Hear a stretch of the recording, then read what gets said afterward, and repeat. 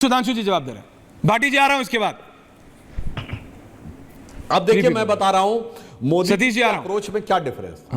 हम जिसे कहावत होती उतने पांव पसारिए जितनी चादर होए। आप याद करिए हमने 6,000 रुपए सम्मान निधि शुरू की और जब हम 5वीं बड़ी अर्थव्यवस्था बन गए तब हमने कहा कि अब 12,000 रुपए करेंगे। यानी पहले आप एसेट क्रिएशन करिए तब डिस्ट्रीब्यूशन करिए। आचार्य जी ने कहा क्यों सबको सुरक्षा नहीं मिलनी चाहिए स्वास्थ्य की, बिल्कुल। आप देखिए जब हमारी आर्थिक स्थिति बेहतर हुई तब हमने कहा 70 वर्ष से अधिक आयु के हर व्यक्ति को स्वास्थ्य कवर मिलेगा। यानी उस आयु वर्ग में जब स्वास्थ्य की आवश्यकता सर्वाधिक होती है तब हमने कहा हर व्यक्ति इंटाइटल्ड होगा। यानी जो जो आपकी स्थिति बढ़ती चली जाए त्यों त्यों आप लोगों को सुविधाएं मुहैया कराते चले जाएं। परंतु इसमें दो बातें बहुत गंभीर हैं जो देश को समझना चाहिए। एक, जिन जिन नेताओं ने सबसे ज्यादा कहा हम गरीब और वंचितों की राजनीति कर रहे हैं, वो देखते देखते उनके परिवार सैकड़ों करोड़ की संपत्ति के मालिक हो गए। यानी चंद हजार रुपए आपको बांटे और हजारों करोड़ अंदर कर लिए। दक्षिण भारत से लेकर उत्तर भारत तक आपने तमिलनाडु का उदाहरण दिया और वहां से लेकर यूपी बिहार तक जिन्होंने कहा गरीब गुरबा की राजनीति कर रहे हैं, आज वो सब अपने अपने राज्यों में सबसे अमीर परिवार है। और दूसरा जो खतरनाक खेल होता वो क्या होता है, जैसे कांग्रेस पार्टी ने कहा, इंडी गठबंधन के भी लोगों ने कहा इन चुनावों में कि हम हर परिवार को 1 लाख रुपए हर परिवार की एक महिला को देंगे। अभी अभी भारत का बजट पास हुआ, मैं दर्शकों से कहूंगा जाके चेक करिए भारत की रेवेन्यू रिसीप्ट कितनी है। यानी भारत सरकार की कुल आय है 26,80,000 करोड़। भारत में परिवार कितने हैं? औसतन एक परिवार में 4.5 आदमी है, 140 को 4.5 से डिवाइड करिए लगभग 31 करोड़ आता है। यदि आप ये कहें कि आप 80% परिवारों को देंगे, इसका मतलब हो गया अगर आप सारे परिवारों को कहें तो 31 लाख करोड़ रुपया आप बांटेंगे कितने में से, जब 26,80,000 करोड़ आपकी आमदनी है।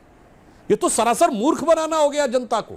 और उसके बाद पहली बार भारत के इतिहास में एक पॉन्जी स्कीम की तरह फॉर्म भरवाए गए कि तुम ये फॉर्म भरो। जैसे नहीं होता जो पॉन्जी स्कीम्स वाले होते हैं लोगों को धोखा देने के लिए, और फला तारीख को आना और खटाखट 8,500 रुपए तुम्हारे अकाउंट में आएगा। लखनऊ से लेके बेंगलुरु तक ऐसे तमाम उदाहरण आए जब अशिक्षित महिलाएं बेचारी जो कम पढ़ी लिखी थी वो झांसे में आई और फॉर्म लेके खड़ी हुई थी। आप सोचिए देश के साथ क्या करना चाहते थे। फिर मैं कह रहा हूं 26,80,000 करोड़ आमदनी है और 31 लाख करोड़ बांटने का वायदा जो आचार्य प्रमोद कृष्ण जी ने कहा। हां, किसी दिन स्थिति आएगी भारत की कि वो कह सकेगा कि 1 लाख रुपए दे सकते हैं। जैसे मैंने कहा कि भाई 6,000 दे रहे थे, 12,000 देने की स्थिति आई। जो जो स्थिति आगे बढ़ेगी हम ये करेंगे। परंतु या मैं अंत में फिर कहना चाहता हूं, ये सब वो पार्टियां हैं जिनके नेताओं ने खूब पैसे कमा रखे हैं, विदेशों में एसेट्स भी हैं। उनको इससे कोई मतलब नहीं कि 20 साल बाद 25 साल बाद देश का क्या होगा। हमारे तो प्रधानमंत्री जी ने स्पष्ट कहा कि हम तो अमृत काल का यानी 2047 तक का पूरा विचार रखते हैं। हम वो पार्टी हैं, 10 साल की परफॉर्मेंस है, 25 साल का एजेंडा है।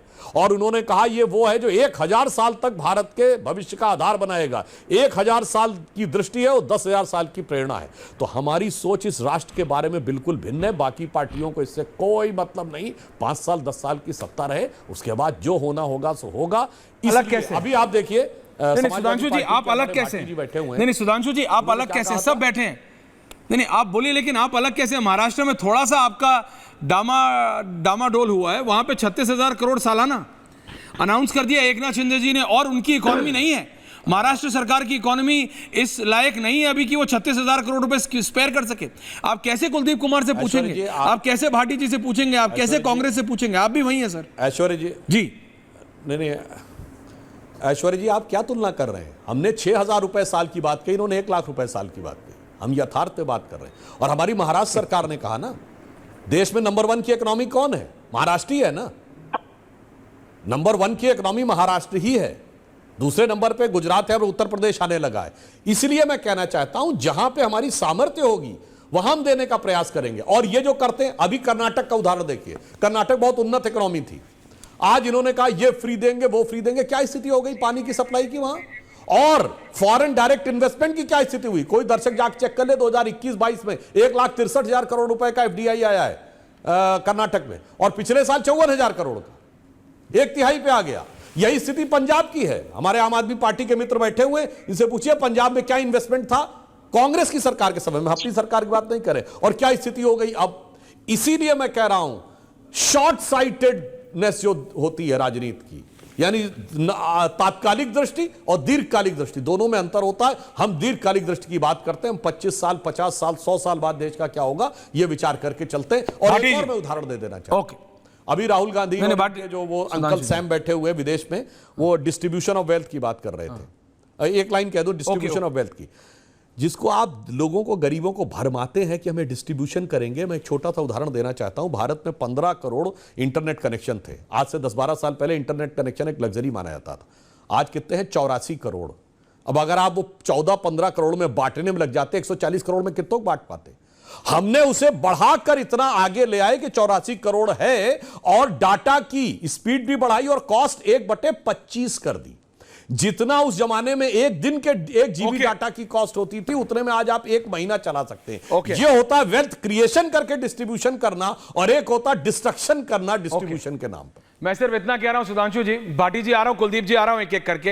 ये आपने इंटरनेट की बात की तो ये कह रहा हूं, किया तो है आपने 84 करोड़, लेकिन ये जितनी भी बार राइट फ्रॉम मतलब कांग्रेस की सरकार से लेके आज तक, ये जितनी भी बार आप 5G की बात करते हैं, एक बार आप तो नोएडा आते रहते हैं टीवी चैनल्स डिबेट करने, ये जरा एक बार आप ही बता दीजिएगा मंत्री साहब को कि कितनी बार कॉल डिस्कनेक्ट होती है। 5G छोड़िए, बीच बीच में 1G भी चला जाता है। भाटी जी, रियलिटी है सुधांशु जी, आप भी जानते हैं इस बात को। भाटी जी, ये फ्री लैपटॉप देते रहेंगे कब तक? भाटी जी। नहीं, सुधांशु त्रिवेदी जी की बात का लब्बो-लुआब ये समझ में आया मेरी तो कि जो लोक लुभावन घोषणाएं भारतीय जनता पार्टी करती है, जो फ्री चीज़ें भारतीय जनता पार्टी देती है, जो आर्थिक मदद भारतीय जनता पार्टी करती है, वो तो बहुत बढ़िया है, और जो दूसरी पार्टियां करती हैं वो बहुत ख़राब है। उससे जो है ख़राब स्थिति पैदा होगी। ये 5 किलो चावल दे दें तो वो तो दीर्घकालिक योजना है, वो तो दीर्घकालीन है, उसके भविष्य में बहुत अच्छे परिणाम आएंगे। ये खाली सिलेंडर दे दें केवल कुछ लोगों को, और वो फिर भरने की स्थिति भी उनकी ना हो, तो वो तो दीर्घकालिक योजना है। और हम अगर कंप्यूटर दे रहे हैं, हमारे बच्चों को फीस में छूट दे रहे हैं, अगर हम दवाइयाँ फ्री दे रहे हैं, अगर हम इलाज फ्री दे रहे हैं लोगों को, तो वो खराब है, वो अल्पकालिक योजना है। देखिए, असली समस्या से ये जानबूझ के बच रहे हैं।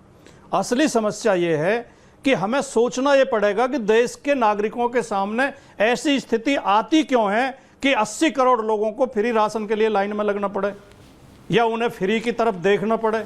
छोटी छोटी 500 रुपये महीना के लिए किसानों को लाइन में लगना पड़े, और 500 रुपये महीना को भी वो बहुत बड़ी उपलब्धि माने और सरकार का एहसान माने।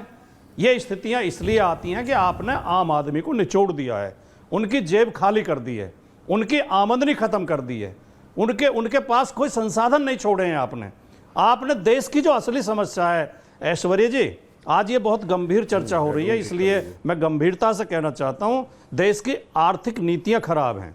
देश की आर्थिक नीतियां भारतीय जनता पार्टी ने, माननीय मोदी जी की सरकार ने 10-11 साल में ऐसी कर दी हैं कि अमीर लगातार अमीर होते जा रहे हैं और गरीब लगातार गरीब होते जा रहे हैं। जो अभी लेटेस्ट इकोनॉमिक सर्वे आया है, उसमें बताया गया है कि देश के ऊपर के 1% लोगों के पास देश की 22% प्रॉपर्टी है, और नीचे के 50% लोगों के पास केवल 15% प्रॉपर्टी है। जब सुधांशु त्रिवेदी जी की सरकार किसानों को 500 रुपये महीना देती है, तो उसका बहुत बड़ा एहसान दिखाते हैं और बहुत प्रचार करते हैं। और जब 9 लाख करोड़ 10 लाख करोड़ उद्योगपतियों का माफ कर देती है, तो चुपचाप कर देती है, उसकी कोई चर्चा नहीं होती। अरे ये जो ये दे रहे हैं, किसी को मान लिया पानी में छूट दे रहे हैं, बिजली में छूट दे रहे हैं, लैपटॉप दे रहे हैं, दवा दे रहे हैं, इन पर कितना खर्च हो जाएगा? 1000 करोड़, 2000 करोड़, 3000 करोड़। आप 10-10 लाख करोड़ रुपए एक झटके में माफ किए दे रहे हैं। आप उद्योगपतियों को फ्री जमीनें बांट रहे हैं। अयोध्या में सेना की छावनी की जमीन दे दी, जो सेना की जमीन है वो उद्योगपतियों को दे दी। जगह जगह मतलब, तो नीतियां बदलनी पड़ेंगी, नीतियां ऐसी बनानी पड़ेंगी कि लोग खुद कमा सकें और खुद खा सकें, और उन्हें फ्री राशन की लाइन में न लगना पड़े। कई योजनाएं तो इनकी, कुलदीप जी आ रहा हूं, किसान बीमा योजना है, वो टोटल फ्रॉड है। उसमें टोटल बीमा कंपनियों को लाभ हुआ है, जितना भी हुआ है वो किसानों से प्रीमियम, अभी तो एक आदेश कोर्ट का हुआ, उन्होंने वापस कराया पैसा प्रीमियम का, प्रीमियम किसानों से ज़्यादा ले लिया, और उन्हें जो वो दिए हैं, क्लेम दिए हैं, वो कम हैं। तो इस तरह की नीतियों का भी ये प्रचार करते हैं, उन्हें भी जनहित की नीतियां बताते हैं। अच्छा, जब आपकी सरकार थी उत्तर प्रदेश में तो आपने नहीं किया था? नहीं, मैं कह रहा हूं इस मामले में सतीश जी हमाम में सब बराबर है, आप बताइए।